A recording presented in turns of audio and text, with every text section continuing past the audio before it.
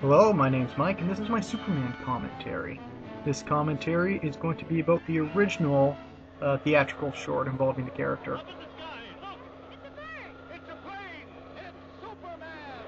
It's one of the most famous quotes about the character is said by three people in the crowd.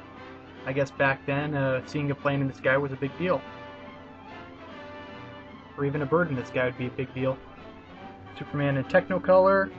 Something interesting, if you read the bottom here, it says the comic strips created by these guys, and Siegel and Schuster later on had hard times getting their names associated with the character. And it wasn't until the Richard Donner movie almost came out, which they got their names recognized along with the character again. This has actually had quite a high budget of $50,000, which is huge for the time it came out, and was nominated for Oscar Best Animated Short. It lost, though. Now we're taking a look at Krypton, and it claims here that Kryptonians all had superpowers, which is untrue. Kryptonians, as we later figure out, only have superpowers if they're under a yellow sun. And this one, it looks like they got their superpowers by radiation. Of course, this is before atomic warfare, so.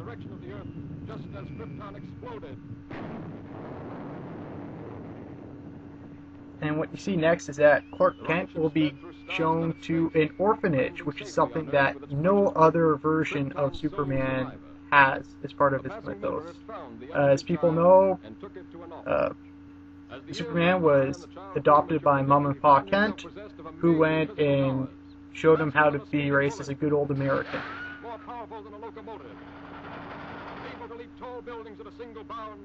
Another very, very famous quote concerning the characters. Look at Superman's chest, you'll see an S there. Behind it's black. In the comics, and almost every other version of it, it's a red S, and then behind it's yellow, and the outlines are also red.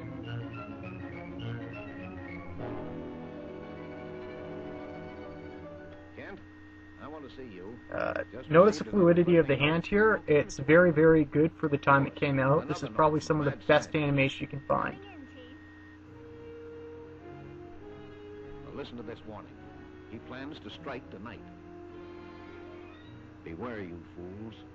My electrothanasia ray strikes tonight. The electrothanasia ray, I shouldn't have to tell you this, does not exist.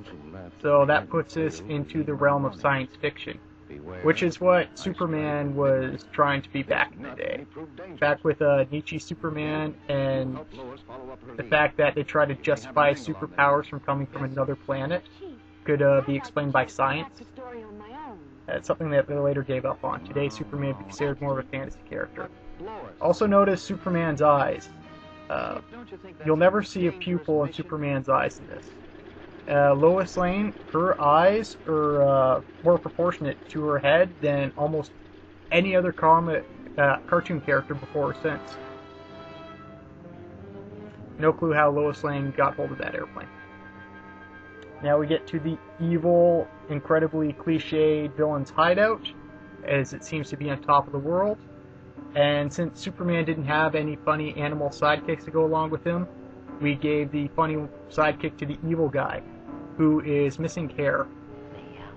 Hairless Superman villains are a very common thing in the franchise. This came out before Lex Luthor became the prominent villain, and this guy here is probably based off of Superman's earliest and one of more controversial characters, the Ultra Human Knight.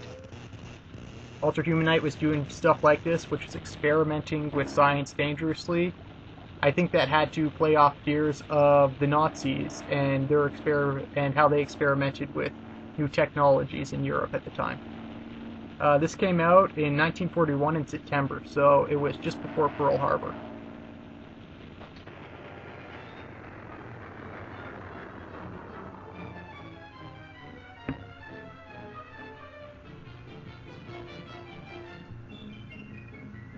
The bird lost its shadow in that shot, and we're back to having the shadows at the door.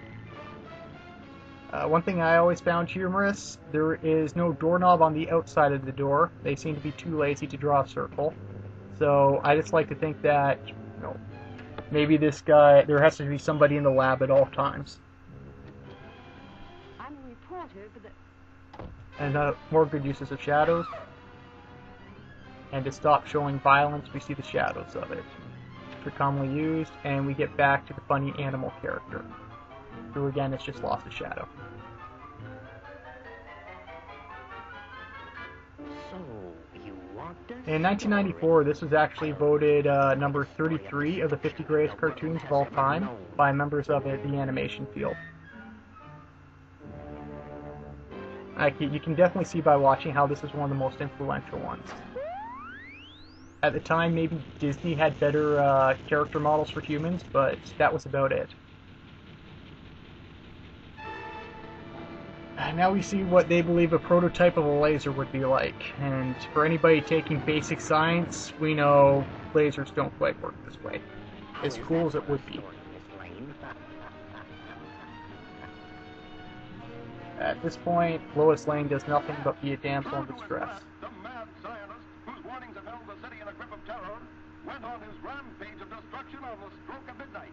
The deadly impact of his mysterious ray smashed the famous Tower Bridge, hurling cars and pedestrians into the river below. The police have warned everyone to remain in their homes. And now, job for Superman. about 6.5 minutes into the short, we're about to finally see Superman, as he changes in a stockroom and not a phone booth. Not interesting thing to note, as Superman jumps out the window, this will be the first time you'll ever see him fly. Before this, the character could only leap. He could leap really far, but he could only leap, and they thought it looked stupid in animation, so they decided he could fly in air.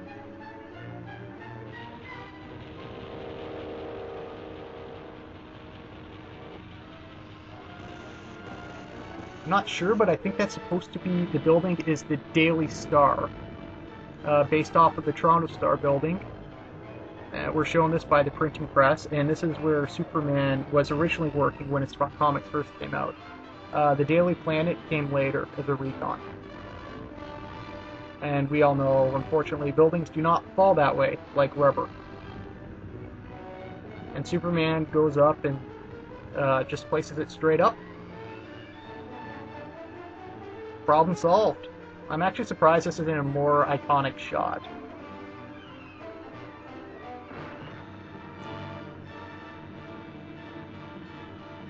And of course, Superman figures out the only way you can stop a laser beam is by trying to push it. And when that's unsuccessful, start punching the beam. I like the way he says Superman. I think that might have been one of the inspirations for the Cookie Crisp dog.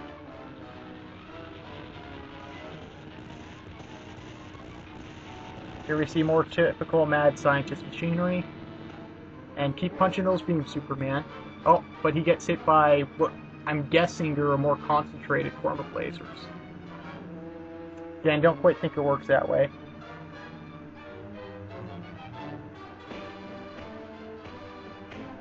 So, punch harder. I guess the moral of this story is that if brute force isn't working, use more of it. I don't believe it. He isn't human.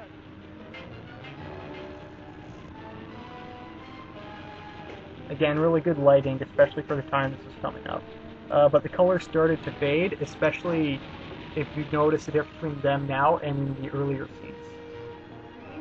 Now he's going to bend the barrel of the gun, or laser, and that's a very common technique done in superhero comics. In fact, in the Dark Knight movie, you'll notice that he also bends the barrel of the gun. And I don't quite think it would work that way.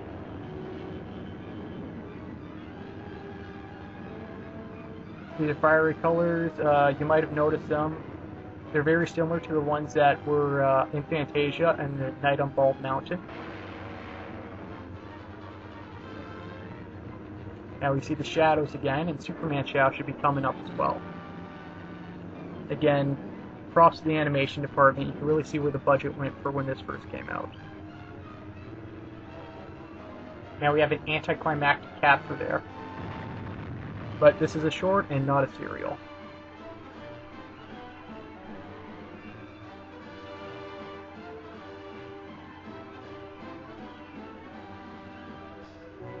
and he throws him in head first, and now we see a huge decline in animation. It's something more akin to what Hanna-Barbera was doing in the 1970s, as we have this long shot of the paper with nothing moving for a bit. And now we end up with high-quality animation, big colors, and a wink, which have become associated with Superman's character for quite some time.